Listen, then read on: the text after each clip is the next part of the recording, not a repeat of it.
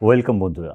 বন্ধুরা, রাজ্যে যে বর্তমান সরকার রয়েছে তার আমলে শিক্ষক বা শিক্ষাকর্মী নিয়োগের একটি ভাটা পড়ে গেছে বলতে গেলে।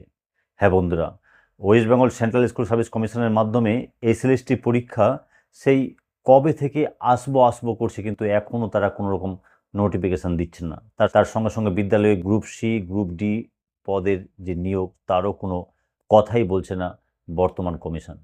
তাই যারা এই এসএলএসটি বা ক্লার্ক গ্রুপ ডির প্রস্তুতি নিচ্ছেন তাদের বলবো যে আপনারা শুধুমাত্র রাজ্যের পরীক্ষার মধ্যে সীমাবদ্ধ না থেকে রাজ্যের সঙ্গে সঙ্গে পার্শ্ববর্তী রাজ্য ও সেন্ট্রালের যে নিয়োগগুলো হচ্ছে সেখানে অবশ্যই অংশগ্রহণ করুন।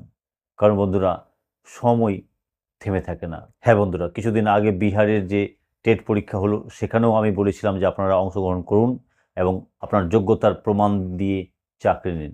আপনারা শুনে হবেন যে ভারতীয় রেলে বিভিন্ন ক্যাটাগরিতে শিক্ষক নেওয়া হবে এবং তার সঙ্গে সঙ্গে গ্রুপ ডি পদে প্রায় ৩২,৪৩৮ জন প্রার্থীকে নেওয়া হবে, যার ফর্ম ফিল আপ আগামী ২৩শে জানুয়ারি থেকে শুরু হয়ে যাবে। এবং এইবার করোনা পিরিয়ডের জন্য ৩ বছর ছাড় দেওয়া হয়েছে।